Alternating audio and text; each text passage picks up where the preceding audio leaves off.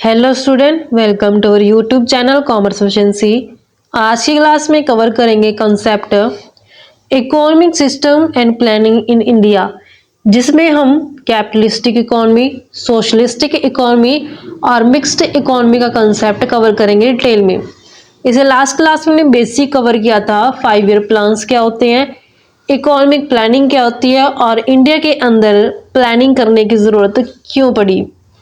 Basic cover किया था last class में हमने। अगर अभी तक आपने लास्ट क्लास नहीं देखी ताकि आपकी स्टडी में कंसिस्टेंसी बनी रहे।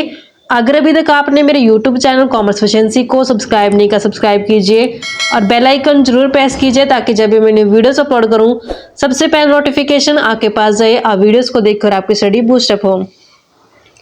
कवर करते कंसेप्ट की economic system and planning in India, कि इंडिया के अंदर इकोनॉमिक सिस्टम कैसा था और इकोनॉमिक प्लानिंग कैसे की गई थी इंडिया को ग्रोथ और डेवलप करने के लिए।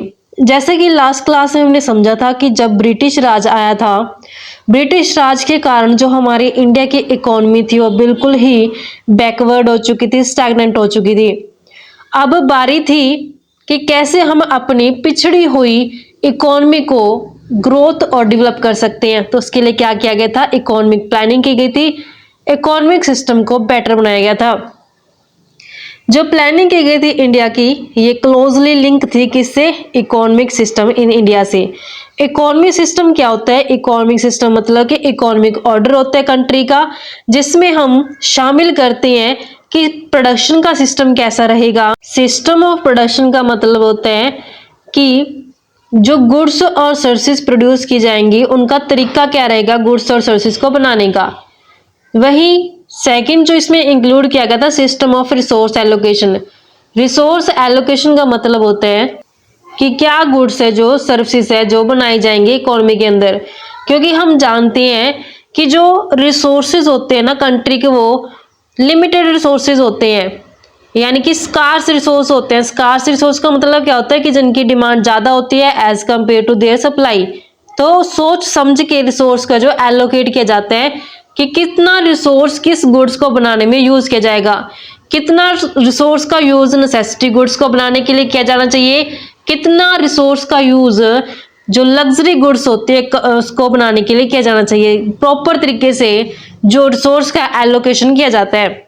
नेक्स्ट इसमें इंक्लूड किया गया सिस्टम क्या रहेगा, distribution of goods and services के इकोनॉमी के अंदर है। डिस्ट्रीब्यूशन सिस्टम का मतलब क्या है कि जो पीपल हैं, जो लोग हैं, वो अपनी फैक्टर सर्विस के बदले कैसे रिवॉर्ड गेट कर सकते हैं, प्राप्त कर सकते हैं, उसको डिस्ट्रीब्यूशन सिस्टम में शामिल किया जाता है। जैसे लेबर काम करती है तो उसे क्या दी जाती है, मजदूरी दी जाती है। जमीन को हम किराए पे लेते हैं तो उसके बदले किराया दिया जाता है। कैपिटल के ऊपर इंटरेस्ट दिया जाता है। जो एंटरप्रेन्योरशिप होती है वो प्रॉफिट प्राप्त करती है। जो ये सिस्टम होता है इसको 3 टाइप ऑफ इकोनॉमी सिस्टम के अंदर है जो डिवाइड किया जाता है, कैपिटलिस्टिक इकोनॉमी, सोशलिस्ट इकोनॉमी और मिक्स्ड इकोनॉमी के अंदर। इन तीनों सिस्टम में हम जो डिफ्रेंशिएट कर सकते हैं एक दूसरे से, वो किस बेस पे करेंगे, degree of freedom of the market forces के बेस पे।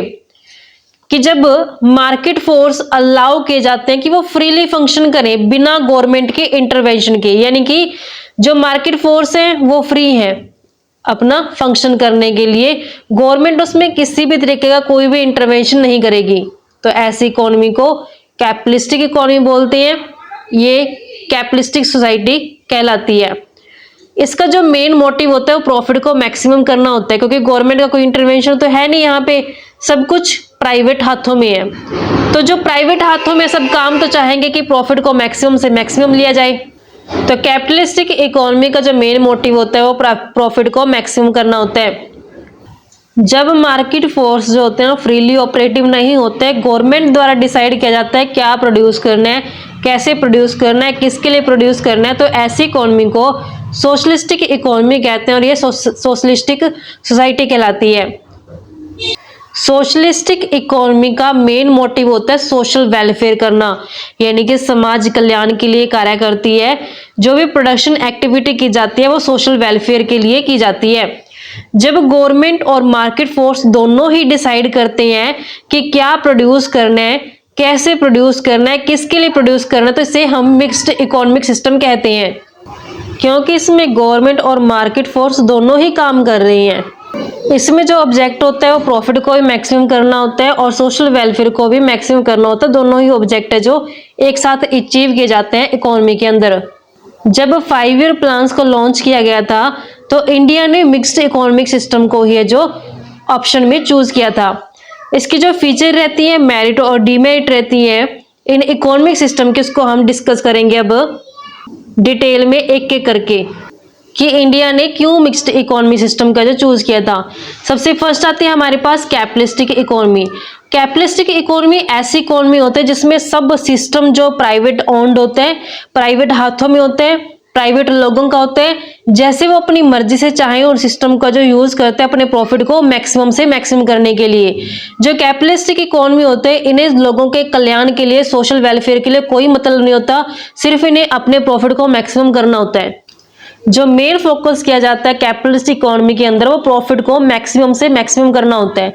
फीचर क्या रहती है इसकी कि ये प्राइवेट ओनरशिप होती है, यानी कि जितने भी मीन्स ऑफ प्रोडक्शन होते हैं, संसाधन होते हैं जितने भी उत्पादन करने के लिए, वो सभी प्राइवेट होते हैं। जो मीन्स ऑफ प्रोडक्शन होते हैं इनका यूज इस तरीके से किया जाता है ताकि मैक्सिमम से मैक्सिमम प्रॉफिट को लिया जा सके। अगर लेबर सस्ती पड़ रही है ना तो जो काम होगा वो लेबर से करवाया जाएगा, यानी कि जो गुड्स और सर्विसेज प्रोड्यूस की जाएंगी वो लेबर का इस्तेमाल करके की जाएंगी। अगर मशीनों से काम लेना सस्ता पड़ेगा तो मशीनों का इस्तेमाल करके जो गुड्स और सर्विसेज को प्रोड्यूस किया जाएगा, यानी कि यहाँ पे प्रॉफिट को मैक्सिमम करना इनका मेन मोटिव होता है। अगर लेबर को इस्तेमाल करना सस्ता पड़ रहा है तो लेबर को इस्तेमाल करके गुड्स और सर्विसेज को प्रोड्यूस कर लिया जाएगा। अगर मशीनों को इस्तेमाल करना सस्ता पड़ रहा है तो मशीनों का इस्तेमाल करके गुड्स और सर्विसेज को जो प्रोड्यूस किया जाएगा। इसमें सिर्फ उन्हीं गुड्स को बनाया जाता है जिनको बेचकर मैक्सिमम से मैक्सिमम प्रॉफिट कमाया जाए, चाहे वो बेचे डोमेस्टिक मार्केट के अंदर चाहे फॉरेन मार्केट के अंदर। बस उनको मेन मोटिव क्या है कि प्रॉफिट मैक्सिमम होना चाहिए।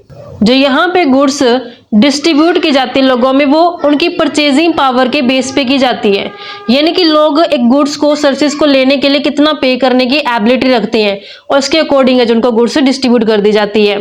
जो रोल होता है गवर्नमेंट का यहाँ पे सिर्फ और सिर्फ लॉ और ऑर्डर को मेंटेन करना होता है, जो कंट्री की डिफेंस है उसको मेंटेन करना होता है, इससे ज्यादा कोई रोल प्ले नहीं कर पाती गवर्नमेंट।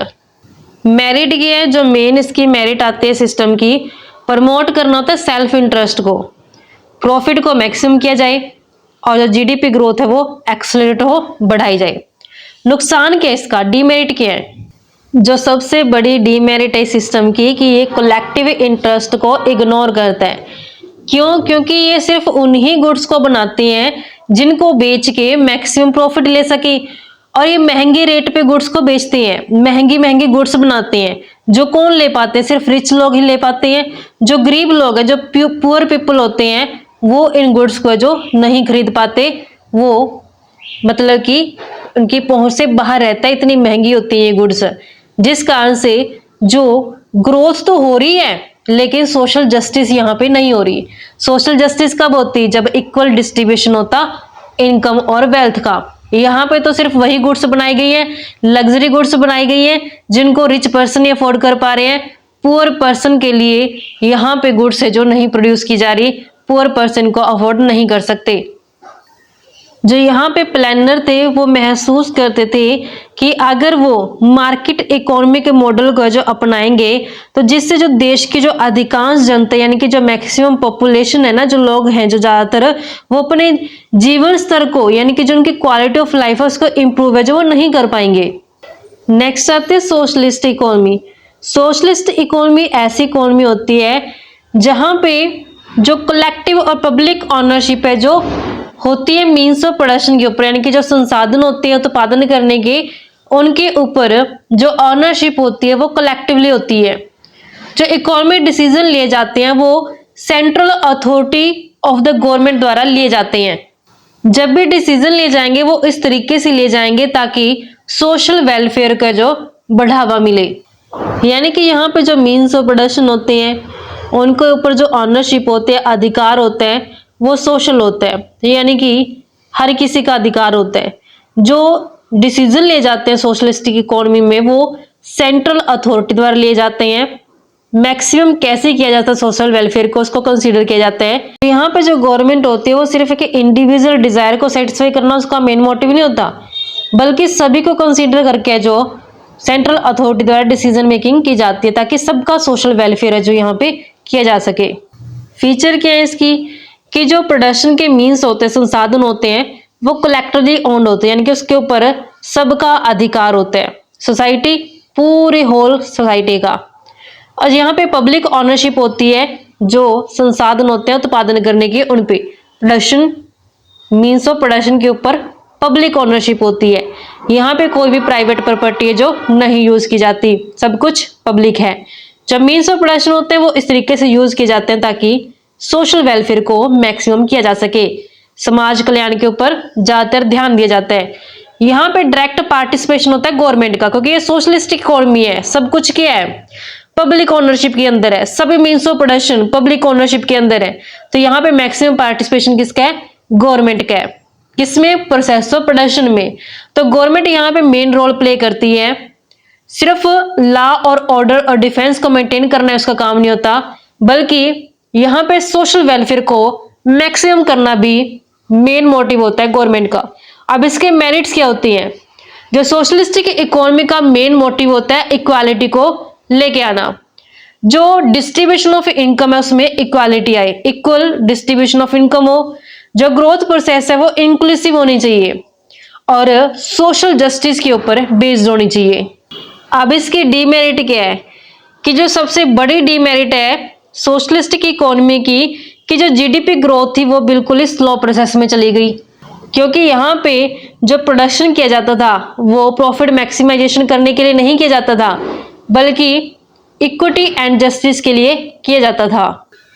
इसी कमी के कारण जो हमारी पिछली जो सोशल इकोनॉमीज थी, जैसे कि सोवियत यूनियन और चाइना, इन्होंने क्या किया, कंट्रोल्ड इकोनॉमी अपनाई थी, और जो मार्केट इकोनॉमी थी उनकी तरफ है जो इन्होंने जाना स्टार्ट कर दिया। मतलब कि यहाँ पे पहले सोवियत यूनियन और चाइना ने जो कंट्रोल इकोनॉमी अडॉप्ट की थी, अब उन्होंने कंट्रोल इकोनॉमी को छोड़ के मार्केट इकोनॉमी की तरफ जाना सही समझा। नेक्स्ट आती है मिक्स्ड इकोनॉमी। नाम से क्लियर है मिक्स्ड, इसमें कुछ प्राइवेट ओनरशिप है, कुछ पब्लिक ओनरशिप है, मीन्स ऑफ प्रोडक्शन के ऊपर मिक्स करके चलते हैं। जो प्रोडक्शन डिसीजन लिए जाते हैं वो ज़्यादातर प्रॉफिट मैक्सिमाइजेशन करने के लिए किए जाते हैं, लेकिन जो सोशल वेलफेयर है, सोशल जस्टिस है, उसको भी ध्यान में रखा जाता है। यानी कि सिर्फ प्रॉफिट मैक्सिमम नहीं करना, बल्कि सोशल वेलफेयर को भी साथ लेके चलना है। फीचर क्या रहते हैं इसकी कि जो मीन्स ऑफ प्रोडक्शन होते हैं उसमें प्राइवेट एंटरप्रेनर और गवर्नमेंट दोनों की ही पार्टिसिपेशन रहती है। जो प्राइवेट सेक्टर होता है वो प्रोडक्शन डिसीजन इसलिए लेता है ताकि प्रॉफिट मैक्सिमाइजेशन किया जा सके, जबकि पब्लिक सेक्टर इसलिए डिसीजन लेता ताकि सोशल वेलफेयर का जो बढ़ावा मिले। दोनों ही प्राइवेट और पब्लिक सेक्टर है जो मेन रोल प्ले करते हैं प्रोडक्शन की प्रोसेस में। मेरिट्स क्या होते हैं मिक्स्ड इकोनॉमी की, जो सबसे बड़ी मेरिट है इसकी मिक्स्ड इकोनॉमी की कि यहाँ पे कंबाइन इफेक्ट देखने को मिलता है कैपिटलिस्टिक का भी और सोशलिस्टिक इकोनॉमी का भी, दोनों इकोनॉमी को इसमें शामिल किया जाता है। एक तरफ जो जीडीपी ग्रोथ होती है उसको बढ़ावा मिलता है, क्योंकि प्राइवेट एंटरप्रेनर है जो वो फ्री है फोकस करने के लिए अपने प्रॉफिट मैक्सिमाइजेशन के ऑब्जेक्ट के ऊपर, क्योंकि प्राइवेट एंटरप्रेनर क्या चाहता है कि मैक्सिमम से मैक्सिमम प्रॉफिट लिया जा सके। वहीं जो पब्लिक सेक्टर होता है यानी कि जो गवर्नमेंट होती है हमारी, वो मेन फोकस करते हैं सोशल जस्टिस के ऊपर, इक्वालिटी के ऊपर। तो यहाँ पे दोनों को ही जो कंसीडर करके यहाँ पे डिसीजन मेकिंग की जाती है कि प्राइवेट एंटरप्रेनर का मैक्सिमम प्रॉफिट भी हो जाए और जो सोशल जस्टिस है उसको भी मेंटेन किया जाए गवर्नमेंट द्वारा। दोनों में बैलेंस बना के जो काम किया जाता है। डीमेरिट क्या आती है इसकी, जो सबसे बड़ी कमी होती है गवर्नमेंट सेक्टर की कि उसमें करप्शन पाया जाता है, भ्रष्टाचार पाया जाता है, और जो लेवल होता है एफिशिएंसी और प्रोडक्टिविटी का वो भी बहुत कम होता है, जिस कारण से मिक्स्ड इकोनॉमी को छोड़ के धीरे धीरे क्या करना पड़ा, पब्लिक सेक्टर को प्राइवेट सेक्टर की ओर मूव करना पड़ा। प्राइवेटाइजेशन है जो स्टार्ट हो गया धीरे धीरे करके, मतलब कि पब्लिक सेक्टर यानी कि जो गवर्नमेंट सेक्टर है उसमें करप्शन होने के कारण ही गवर्नमेंट ने क्या किया, उसको प्राइवेट हाथों में सौंप दिया, प्राइवेटाइजेशन जो कर दिया गया। तो यहाँ पे ध्यान देने वाली बात ये है कि अब भी ज़्यादातर जो इकोनॉमी है वर्ल्ड के अंदर वो मिक्स्ड इकोनॉमी है, जहाँ पे जो प्रोडक्शन डिसीजन लिए जाते हैं वो ज़्यादातर मार्केट फोर्स क्या होता है, डिमांड और सप्लाई, इस पे बेस पे लिए जाते हैं। जबकि रेगुलेट जो किए जाते हैं डायरेक्टली या फिर इनडायरेक्टली गवर्नमेंट की इंटरवेंशन द्वारा किए जाते हैं, यानी कि कहीं ना कहीं गवर्नमेंट क्या कर रही है, इंटरवेंशन कर रही है। फिर भी जो मिक्स्ड इकोनॉमिक सिस्टम है इसे बेस्ट क्यों माना था ग्रोथ के लिए, कि यहाँ पे जो लीडर और प्लानर थे इंडिपेंडेंट के बाद उन्होंने महसूस किया कि एक्सट्रीम कैपिटलिज्म, एक्सट्रीम सोशलिज्म होने की बजाय मिक्स्ड इकोनॉमी को सिस्टम का जो अडॉप्ट करना बेस्ट रहेगा। जो industrial policy resolution of 1948 and directive principle of state policy ने जो प्लानर थे उनकी ऐसी सोच को जो दिखाया था कि जो हमारा इंडिया है वो एक ऐसी इकोनॉमिक सिस्टम को अडॉप्ट करेगा जहां पे पब्लिक सेक्टर तो स्ट्रांग होगा ही होगा, साथ ही जो प्राइवेट प्रॉपर्टी है और जो डेमोक्रेसी है उनको भी पूरे तरीके से जो सम्मान दिया जाएगा, पूरे तरीके से जो सपोर्ट किया जाएगा। क्योंकि जो पब्लिक सेक्टर है ये एक मेन रोल प्ले करता है और वहीं जो प्राइवेट सेक्टर है उसे इनकरेज किया जाता था, इंसेंटिवाइज किया जाता था ताकि वो भी एक्टिव पार्टिसिपेंट बने ग्रोथ एंड डेवलपमेंट की प्रोसेस में। क्योंकि सिर्फ गवर्नमेंट इनफ नहीं है, यानी कि सिर्फ कैपिटलिस्टिक इनफ नहीं है, सिर्फ सोशलिस्टिक इनफ नहीं है, दोनों को मिक्स करके जो इस्तेमाल किया गया था इकोनॉमी की ग्रोथ एंड डेवलपमेंट के लिए।